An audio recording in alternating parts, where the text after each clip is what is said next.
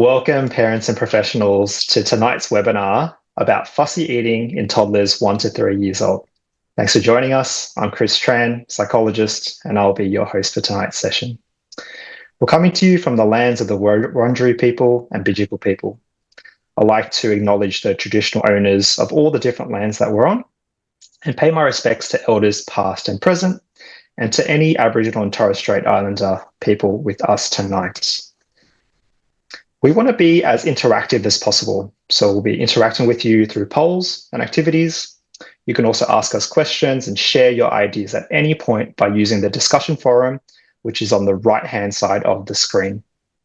The webinar is best viewed on a computer or laptop, but you can also use other devices. If the video stops, try and refresh the webpage. We're joined by Susan, who will be your moderator for tonight's session in the discussion forum. If you have any technical problems, please click the red live support button at the very top. Also, we want to let you know that this webinar is being recorded, and a link to the recording will be sent out next week to everyone who's registered, so keep an eye on your inbox. This webinar has been developed by the Parenting Research Centre and is brought to you by Raising Children Network. We'd also like to acknowledge the support of the Victorian Government in funding this webinar, which is why we can bring it to you at no charge. If anything discussed here today upsets or concerns you, here are a few places you can go for further help. Raisingchildren.net.au has a list of Australian helplines and hotlines. There's also the number for Parent Line in your state. Lifeline is a 24-hour crisis support line. The number is 13 11 14, and you can also get some information from australia.gov.au. This webinar is best suited for parents and carers of toddlers aged 1 to 3 years old who are looking for information on how to manage fussy eating. It contains general advice, and we do encourage questions, though we will focus on questions that could apply to more people in the audience rather than very, very specific cases. If you do have specific questions, please contact your local health professional. So as some of you may have seen, we've got a poll. We'd love to learn a little bit more about you. So you should see this on the right-hand side of the screen, and feel free to have a look and put a response. If there is an issue with the poll, feel free to just put your answer in the discussion forum itself. That's also on the right-hand side of the screen. The question is, if you're here with a particular child in mind, how old is this child? There's a couple of responses you can give. One is younger than 12 months, 12 to 24 months, 25 to 36 months, older than 3 years.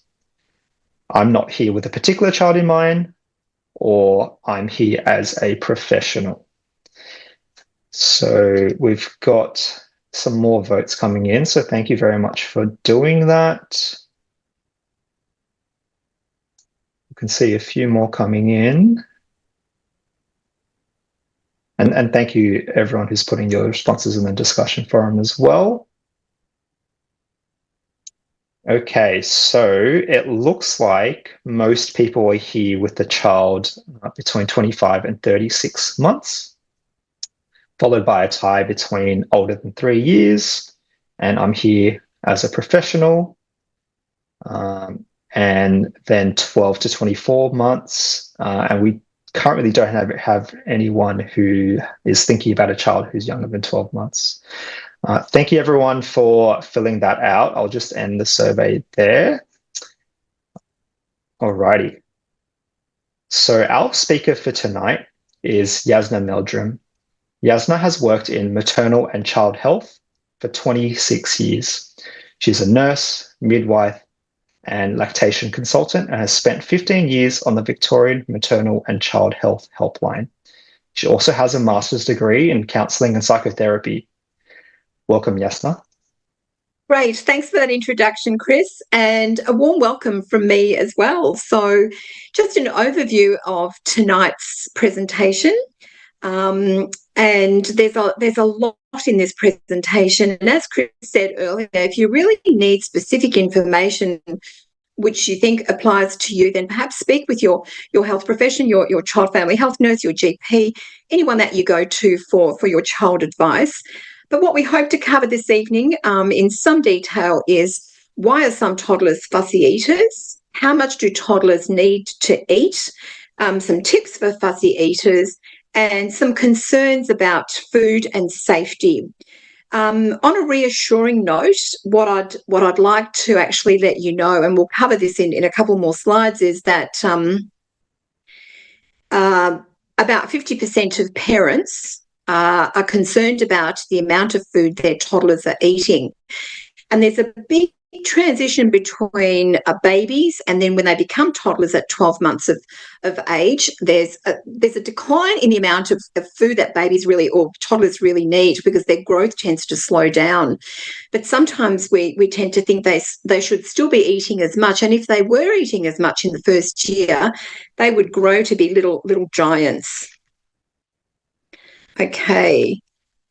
So, oops, sorry, have just gone ahead a couple of slides. So what do we classify as fussiness? So I guess it's important to define what fussiness actually is.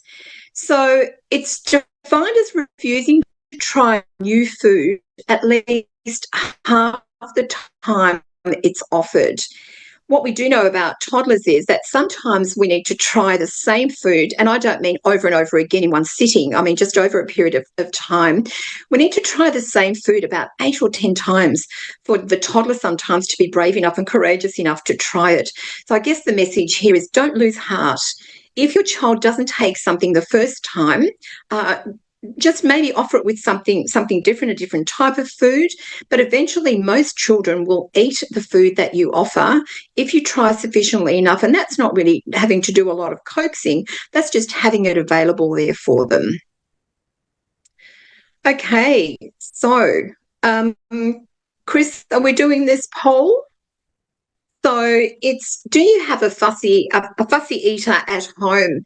And I'm imagining that the results of this are going to be a lot of you will say yes, because at some stage most toddlers will become fussy, and it may not be anything to do with the food you're offering. And we'll talk about some of the reasons why toddlers are fussy with their food. So up to half of toddlers are fussy eaters, and really that's a lot to do with development. And we know that parents get extremely concerned when this occurs. So I guess on a reassuring note, what I really hope to impart to you is that try not to be overly concerned unless it goes on for a longer period of time. Most toddlers can cope in terms of weight gain and thriving. If they're not eating for a short period of time, it's really about, we get much more concerned if they're not drinking and about their hydration status. But if they're not eating for a short period of time for whatever the reason, and we'll go through some of those, try not to be overly concerned. It often is a developmental stage. It can be an expression of their independence, and that's what the toddler years are all about, expressing their independence.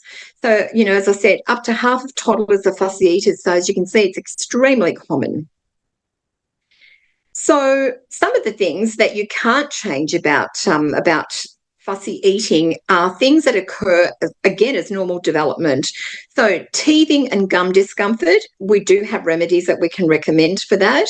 Sometimes children won't eat some particular types of foods is if they have an allergy to them. Now, this is a whole other area in terms of fussy eating, and that's to do with allergies. So we're not going to be really talking about allergies tonight, but there is a fantastic website that you can go to get some great information on children and allergies, and it's www.allergy.com. And it has a beautiful chart there that we use in our work in terms of how to introduce allergenic foods. But sometimes it's the child actually giving us a message when they're refusing certain types of foods.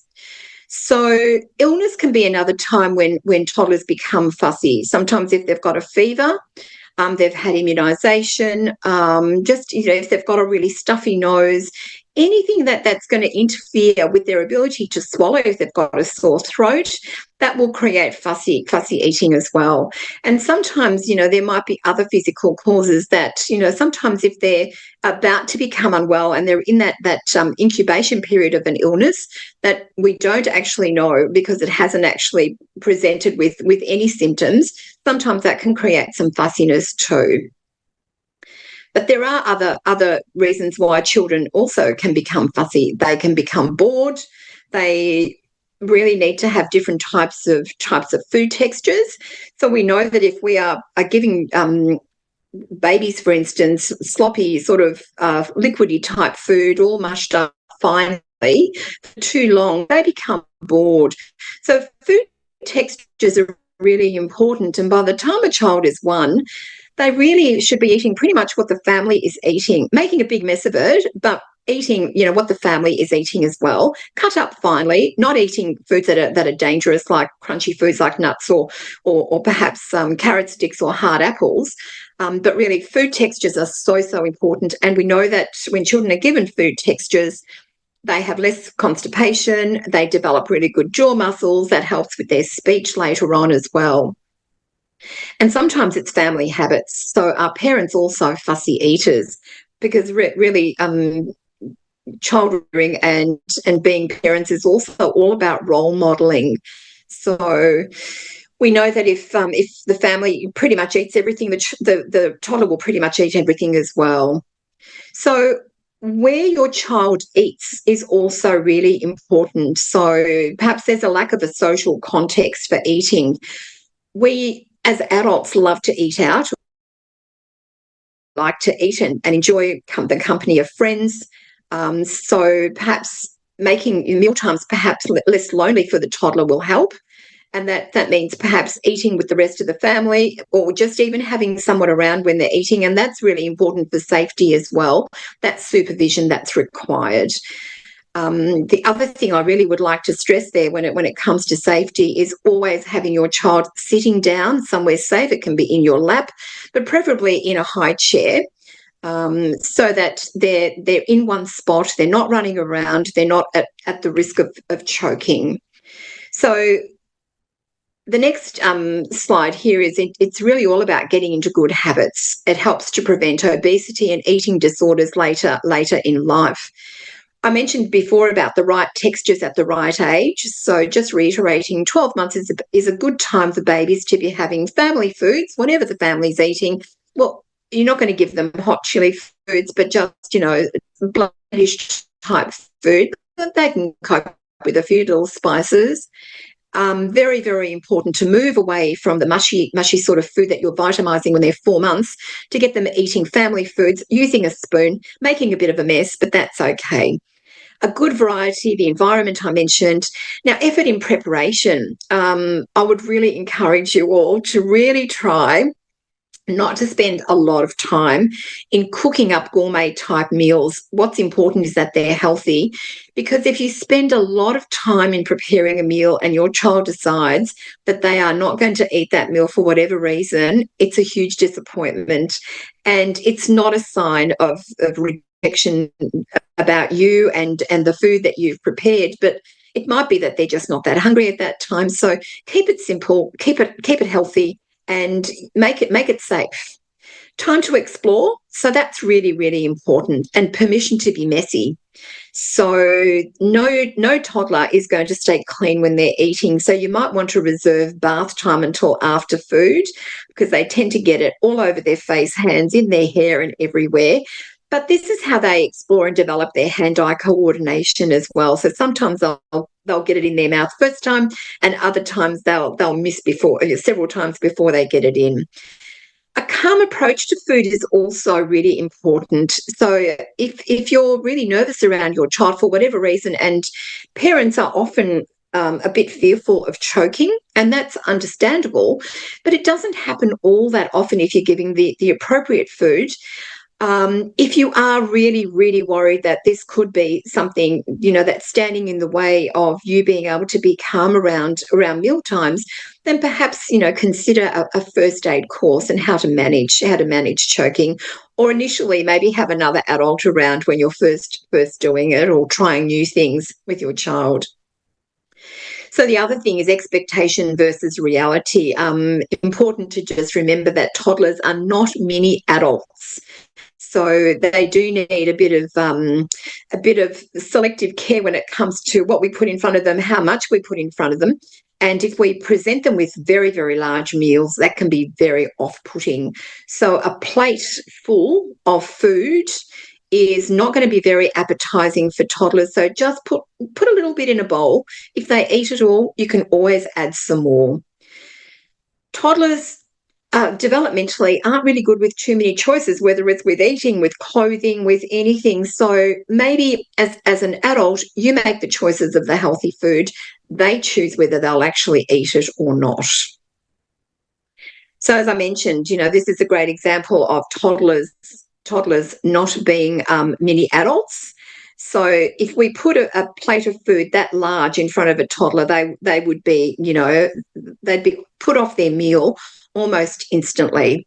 So perhaps even starting off with a tiny little bread and butter plate or a little bowl, and then working our way up as they get older. So how much is enough? From about 12 months, as I mentioned earlier, growth really slows down. So it can be very difficult to adjust our expectations and to keep portion sizes realistic. It might look really tiny, but for a tiny stomach, it's probably sufficient. Sometimes we think all they're doing is just picking, but sometimes, if they're having lots of little snacks and multiple meals through the day, then small amounts is fine. So, but if you're finding that your child is not eating very much, then try switching from 3 meals to 5 to 6 smaller meals. If they're having tiny quantities, then it's really important that you offer nutritionally dense foods, healthy foods like a bit of banana, perhaps some cheese. These are just examples of what you can offer as a healthy option. So it can be very tempting to just think, well, okay, so it doesn't really matter what I give my child as long as they've got a nice full tummy. That is probably not going to be the ideal thing to do, because what we want to give them is healthy food. So the less they're having, the more important it is for the food to be really nutritious, because we want them to have a really good range of vitamins and minerals. I mentioned before that up to 50% of parents are concerned that their child isn't eating enough. So you're not alone if you're worried that this is the case. And as I mentioned, that the notion of having healthy food when they're eating small quantities is really important. I can't stress that enough. So what about milk and other drinks? We often get this question at work. Milk is a food. We think it's a drink, but it's actually a food. And too much milk can lead to fussy eating, because children then are not hungry if they consume too much milk. So there's a big change that occurs after 12 months in that toddlers really don't need anywhere near as much milk as they needed when they were babies, and their tummies will fill quickly. So too much milk also can lead to constipation. It can lead to anemia, because cow's milk, and they're on regular cow's milk now, full fat milk, is not very high in iron or vitamin D. So if we fill them up with milk, we're then depriving them of other really important nourishing foods that they really need to be having past 12 months. So how much milk do they really need? And on this slide here, you'll see a little girl drinking out of a cup. That's exactly what we would like to see.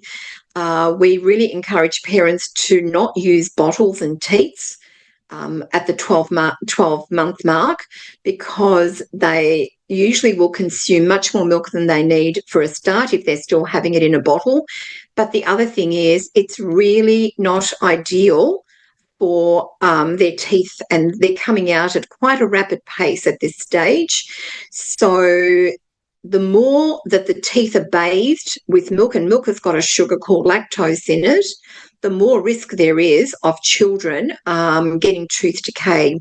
So they need about 2 cups of milk, and that includes everything, whether it's the milk you put in the cereal, the milk that they drink, and a little bit of other calcium-rich foods, like a bit of yogurt, perhaps, and a tiny bit of cheese. But it is something that parents sometimes have difficulty getting their heads around, because for so long the focus has been on having milk. So a couple of cups, that's all they really need. And then the rest really should be just water in terms of their fluid intake. So food and fun. So it can be quite a serious time, but I think it's also a real fun time. So if you can relax and you don't mind a bit of mess, it's not a battle. We want to make it a pleasurable experience, and we want to create a positive association with food, so that food is something that they want to have. So they really need to have that permission to be messy, and they need to have time to explore the texture of food. And again, as you can see in this slide, this little baby will be ready for a bath after this meal, that's for sure, but having a lot of fun while doing it. So eating is a social activity, and you can really be a positive role model. So when you're out and about, role model, good manners around your children, because they'll pick up on that. If you don't want them picking off, plates and putting food back on the plate, just explain to them why that's not a good idea. And again, sitting down while they're eating, if you're out somewhere, is a must in terms of safety.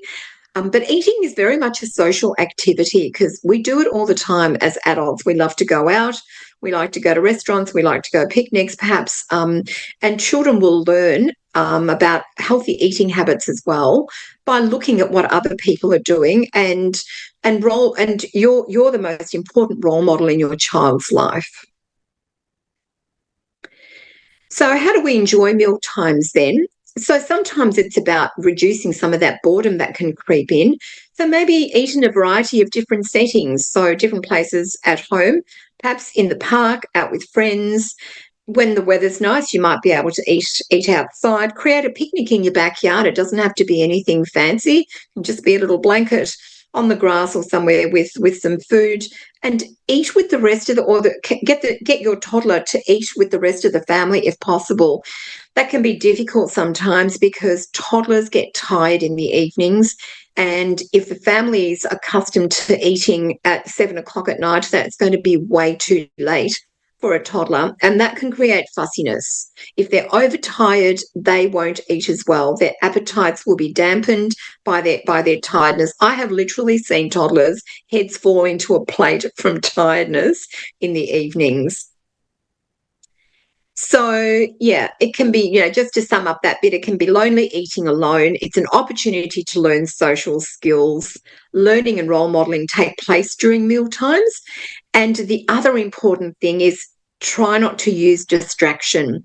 So eating really needs to be a mindful activity. Turn the TV off. No devices, no aeroplane games. It's a great time to speak with your child, be there with your child, and explain things. You could talk about the colours of the food. They can be feeling the textures. It is such an educational time, meal times. And as I stressed before, try not to feed your toddler or leave it too late. When the toddler is too tired, they're much, much less likely to eat, and they're more likely to be very fussy around their food, and their appetites will be much, much better when they're much more active and alert. So how do we enjoy meal times? It's largely around the adult's approach. And as I mentioned earlier, don't be offended by rejection. It's not you that they're rejecting. They just may not like that particular type of food that you're offering at that particular time. So it's not a comment on your culinary skills. I mentioned earlier, if choking is a concern, then speak to one of your health professionals about a first aid course, or as I mentioned also, just have somebody with you so you're not doing it alone. And that often happens during the early stages of more independent eating. So safety first. I can't stress this enough. I mentioned it before about walking around with food. They need to be safely seated somewhere. So you might just want to think about a question like, well, what's something that's worked to help your family enjoy meal times with a fussy eater? So just you might want to comment in the chat just to see what others have actually done to maybe decrease some fussiness. So encouraging self-feeding is very important, and that's where you're going to get the messiness. But that's a really important stage of a toddler's development around food. It is a developmental milestone. Practice will produce competence. So the more practice your toddler has, the better they will become at using a spoon, at hand-eye coordination, getting that spoon into their mouth, and really try and make it an enjoyable experience. Let them have a go. That's really important. As I mentioned before, you don't need to be a chef as well. Nutrition is a science. Eating is not. So eating is a survival we all do. And expensive cooking gadgets are also not required. Sometimes really, when they're little babies, you just need a sieve, perhaps to sieve things through. You don't need expensive electrical mixers, blenders, all the rest of it. You need, a knife and a fork to chop their food up finely. Perhaps maybe, something to steam up some vegetables, but microwaving is also okay. So you don't need a whole lot of expensive cooking gadgets. The other thing that encourages toddlers to eat is also when you help them, when you let them help you make their meal. Now, this is really about being safe as well. So you're not going to allow them to use a sharp knife. So maybe some plastic cutlery for them to do some chopping of something soft. And if you've got a veggie garden or something at home, that's a really great way to involve your toddler in food as well. Get them to help you harvest whatever you've got growing. So the more they're involved, the more likely they are to be able to eat well too. So shopping, let them. It might take you a bit longer, but let them help you shop as well if you can. So this is where sometimes parents get, worried that they're not actually giving their children enough of the right things. So by simplifying it, we actually make it a lot easier for us to know when we're giving them the right sort of vitamins and minerals. And it's really about colour.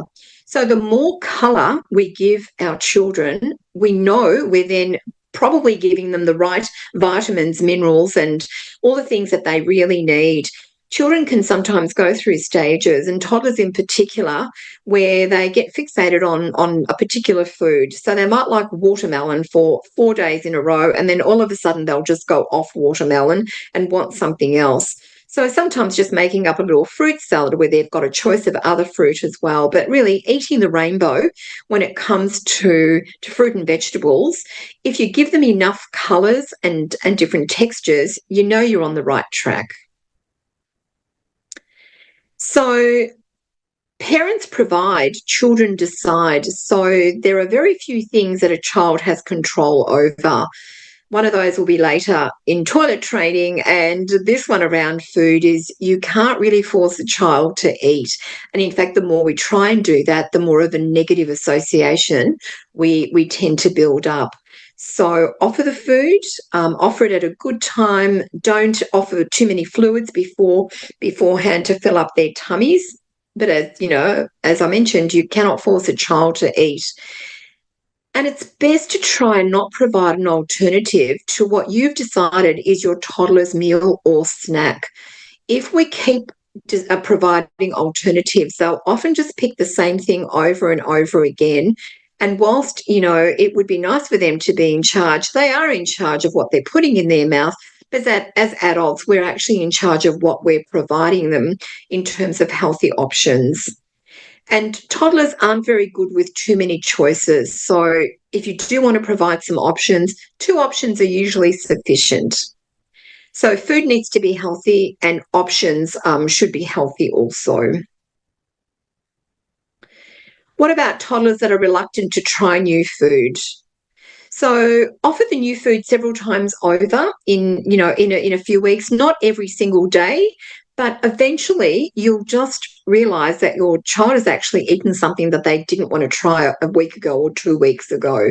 So don't be disheartened. Just keep trying it with a combination of different things on, on their plate, and you might find that they'll just take it anyway. So don't be put off. Keep going. As I said, 8 to 10 offerings of the food sometimes is normal, and they'll then, for whatever reason, decide to try it. Fussy eating and growth. This is something that parents are often very, very concerned about. Is my child growing okay? If they're not eating.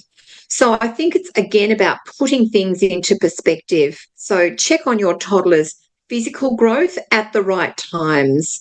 You'll notice if you have a look inside your child health record book, it's got a good guide in terms of what your child's growth needs to be at any particular age. If you're concerned, see one of your health professionals, your doctor, your child family health nurse, get your child checked just to make sure that your child is tracking on the right percentile. Sugar and tooth decay. So too many sweet foods will actually really dampen an appetite and also not be very good for your child's teeth. So avoid giving your child too many sweet foods. 80-20 rule is pretty much a good guide for most things.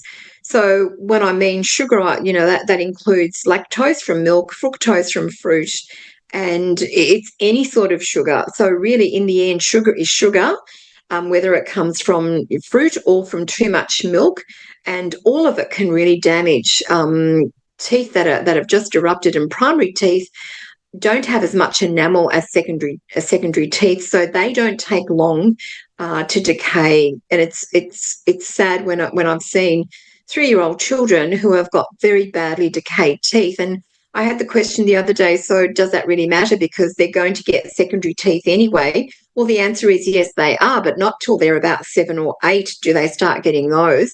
And primary teeth really need to stay put to help guide the secondary teeth come down as well. So those primary teeth are ever so important. So about milk again, so 2 cups of milk is usually okay past 12 months. No more formula, just regular 2% full fat milk. No more than about 2 serves of fruit. And get your child checked by a dentist, or just, they probably will just look in your toddler's mouth, have a little count of their teeth, but it's good for them to get accustomed to something that should become a habit as they get older. I mentioned about the choking risk before. Be careful with crunchy foods like nuts and raw hard vegetables. These are much safer after the age of 3 years when they've got their teeth, and they can use some of their teeth for grinding these harder foods. And again, make sure that they're sitting down and they're not running around with food.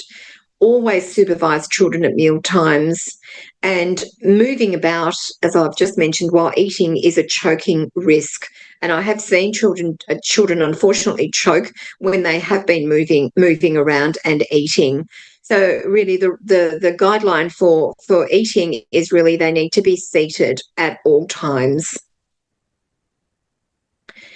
So what are some of the key takeaways from this particular topic on fussy eating? And we could talk so much more about it, and hopefully with our question time, we'll be able to answer some of your questions there. So fussy eating in the toddler years is common. It's a normal developmental stage. Growth slows down in the toddler years, so the nutritional needs aren't as great. Making eating an enjoyable experience with lots of healthy foods to try is really, really important.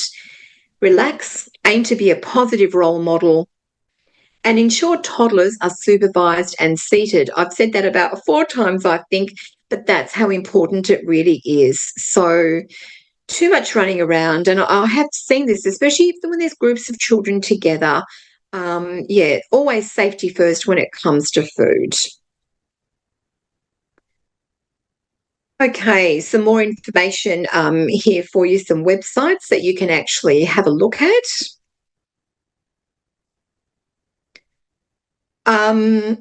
Okay. Thanks so much, Yasna, for Thank all you, of that Chris. information. Um, so if anyone needs to leave early, that's completely fine. We would just ask you to fill in the feedback survey on the right-hand side of the screen in the handouts section. We'd love to hear from you on how we can make these webinars as helpful to you as possible. Please do that before you leave. Now we're going to jump into the Q&A section. So thank you everyone who's put your questions in. And if you have any more questions, feel free to put them in as well. So the first question we have here is for children who do generally eat nutrient-dense food, but just doesn't eat a big variety of food, they usually say, I don't like it before even trying it, right?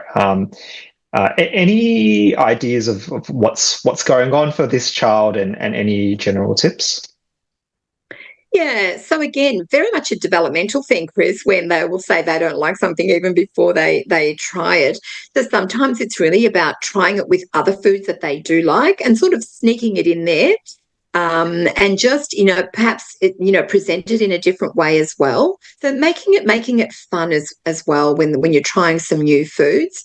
Maybe you have a taste of it and do the yum yum, and then offer it to your child. So that role modeling again. I think it's quite normal for some toddlers to go through days and days of being fussy, and then all of a sudden they'll start eating again. So if they're having relatively like this person has mentioned that their child eats fairly healthy food most of the time and occasionally just doesn't want anything or refuses it, it's okay. I think what you don't want to create is a power struggle over food, because if you're going to have a power struggle, it's usually the child that ends up winning the power struggle. So try not to create a power struggle out of it. Yeah. And then just, forget about it for that episode. Try again the next time. Thanks, Chris. Thanks, Yasna. Some helpful things for us to think about. Um, Now, Talia is asking if there's any considerations for a 15-month-old who is still being breastfed. Any considerations in regards to food at all? Mm-hmm. Yeah, so Talia, that's great that you're still breastfeeding your toddler at 15 months. So the general rule of thumb with milk and food, so we would consider breast milk as milk. The thing is to always give your child a breastfeed after food rather than before food, so that you want to be giving your child some nice, richly dense, densely nutrient foods beforehand. Some mothers will still have a lot of milk, and a breastfeed before a feed can actually really fill up that little tummy. So yeah, after feeding, and probably the other thing I would recommend is not too many breastfeeds. So if you're still feeding your baby as many times as you were feeding when they were newborns, that's way too. Thanks for waiting, everyone.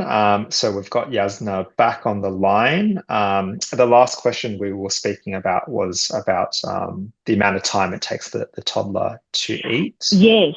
Yep. Yeah. So I think it's always important also to put a time limit on it, because after a while it can become a game. So when you're noticing that your toddler has really slowed down, 20 minutes to half an hour is more than sufficient for a meal, because if it drags out for too long, it then interferes with other things that are happening, and then also it can sort of weave into the next meal time as well. So try and make meal times episodic. And after 20 minutes, if your child is really not hungry and not eating, you need to be a little bit flexible around that. Maybe just end the meal time there, and maybe a little healthy snack later on. But dragging them out for too long is really not helpful if possible. Thanks, Chris. Thank you so much. That's really, really helpful. Earlier we talked a little bit about sugar and fruit. We've got a question from Lorraine about if there's any guidance on how much and how many servings of fruit might be too much at all. Yeah, so we sometimes have this notion that fruit is healthy and therefore we can just eat as much of it as we can. So fruit is probably something that also causes diarrhea in toddlers too, and too much fruit is not really healthy. So usually a couple of pieces of fruit is more than adequate for a child's diet in a day. Thank you so much. That's really helpful. All right, and we've got a whole bunch of questions about something that you talked about earlier, which was the variety of food. Yep. So any resources or ideas for how to increase the variety of food in a toddler's diet? Yeah, so I'd really encourage you all, if you're struggling with variety, and a lot of parents do, they feel like they seem to be offering, or it feels like they're offering their toddler the same thing over and over again. And toddlers can become very accustomed to the same food. And it's positive feedback for parents when the toddlers are eating. So then what happens is the parents want to give them more of a particular food. And therein starts up a cycle of getting, having similar foods a lot of the time. So on the Raising Children Network, there's some fantastic information on food that the dietitians have actually put together. I'd really encourage you to have a look, and the National Medical Research Council, they've got a terrific handout, also a fact sheet on food, the NHMRC. So have a look there. But I think, as I mentioned in the slides, it's really about ensuring that you're offering your toddler lots of different colours, lots of different textures. And if you're offering lots of different colours of fruits and vegetables, you can be vegetables in particular, you can pretty much be guaranteed that your child will be getting the right amount of nutrients and vitamins and minerals in all the different colours of vegetables that you're offering. Thank you, Chris. That's really, really helpful. Thank you. So we have a question from Jessica. So if the parents have been trying for a couple of years to introduce a variety of food, but the child still has a very limited diet of just a few different things, is that a good time to start seeking extra support? Most definitely. So sometimes there can be other things that are behind the reason for food fussiness. So I think if it becomes something that is a real concern and that's happening over a longer period of time, I think it's very important to get that checked out with your GP. Unfortunately, even though we're in a country where we've got ample food, anemia, believe it or not, is still a problem. So that's low iron levels. So yeah, if you're concerned that your toddler really is not eating a healthy diet, despite what you're offering, is refusing food over a long period of time, definitely something to get checked out. Yeah, and if you go to your doctor can do a weight and a height check, make sure that your child is growing. So yes, definitely get it checked out if it's going on for too long and you have a real concern about it. Thank you so much. Thank you, Chris. Thanks heaps. And we've had a lot of questions about this as well. I know you mentioned a little bit about the amount of food. Just any tips for figuring out how much is enough and what's healthy for a particular toddler? Okay, we get asked this question a lot. It's very hard to be able to give you, or to give the participants here an idea of just how much, because every child, like every adult, will have a different appetite. We know that toddlers are pretty good at monitoring their appetites, and they will most of the time let you know when they've had enough. Some toddlers just will eat on and on and on, and sometimes you need to make the decision that this is now too much. But most of the time, in fact, the vast majority of the time, toddlers will stop eating when they've had enough.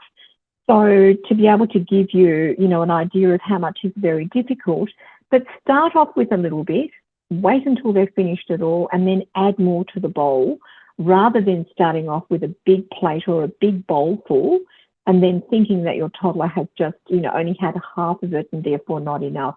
You're better off adding more to it as they're getting to the bottom of it, rather than starting off with a huge quantity.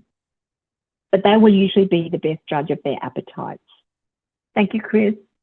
Thank you so much. And we've had a couple of parents say that their child eats pretty well during the day, but doesn't eat much dinner or refuses their dinner. Any ideas on what might be happening for their child and what they could do about that? Yeah, so sometimes if children have had a really busy day and they're very, very tired, then appetites are affected by that. I would try offering dinner to your child earlier in the day before they get overtired. So a good meal time for most toddlers is around about 5 o'clock, and that sounds very early for most families. But when you think about the evening routine, by the time they've had dinner and then they've had a bath and then you might read them a story and do their teeth and the rest of it, it's getting close to probably 6:45, 7.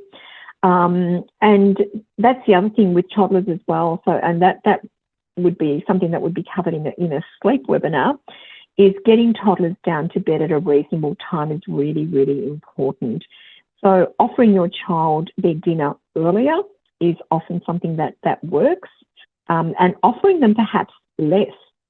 So they may not be extraordinarily hungry if they've been snacking all day. So maybe just a little snack rather than a full dinner. And then you might find also that then they'll wake up in the morning and have a much better breakfast. Sometimes we think that if they have a big meal, they'll sleep better. Sometimes big meals will make us all sleep worse because of the need to then digest our food.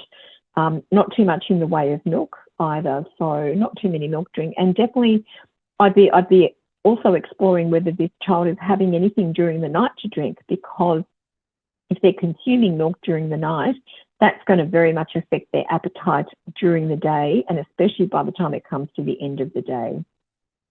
Thanks, Chris. Excellent. Thank you so much for that. So we've had a couple of people just ask if it's possible for you to give us just the summary of your answer about the considerations for toddlers who are still being breastfed and how that might affect feeding. Yeah, so in terms of toddlers who are still being breastfed, that's wonderful. We would definitely encourage that if that is working for you and your toddler. Try not to give too many breastfeeds though, because that can interfere with appetite as well, because it is a food as well. So if you find that your child is fussy with their food, maybe just try reducing the number of breastfeeds that you give your baby. Or if they're still night feeding, perhaps maybe seeing if you can reduce those or cut them out altogether. Now that can be difficult for a lot of children, but it is a behaviour thing and sometimes something they get quite accustomed to. And it's a very positive association for them to be nice and warm and getting milk in the middle of the night. But sometimes just making meal times during the day and offering less milk and more food, but definitely continuing to breastfeed, because they're still going to very much be getting the benefits of breast milk. Excellent. Thanks, Chris. Thank you so much. And we've got a question here about early childhood settings. Are there any of the tips that you've described today that are especially helpful for those settings? Early childhood settings? In what? Not quite sure what you mean there, Chris. Do you mean like childcare centres? Yeah, there's just a general question about, if there are things that early childhood teachers should be doing when it comes to children. Yeah. Okay, yeah. Look, in my experience, early childhood settings like daycare centres or kindergartens, they tend to do it well. And I often hear parents saying they eat there, but they don't eat at home. And part of that is very much the social setup that they've got in early childhood settings as well.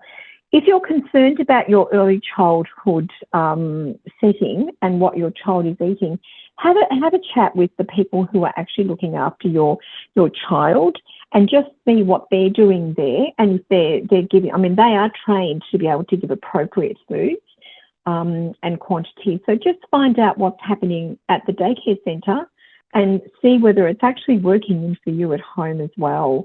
So sometimes, yes, I get parents saying they'll eat fantastically there, but then they won't eat very well at home. That's often linked in with the tiredness issue too, because often they're being collected late in the evening, or and they're overtired.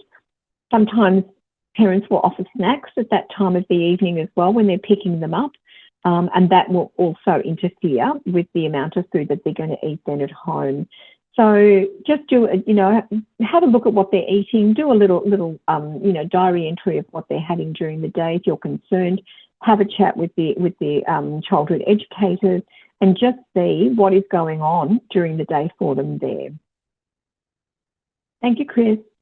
Thanks so much. We've got a question from Alison here. So her child eats a lot on some days, other days the child barely eats.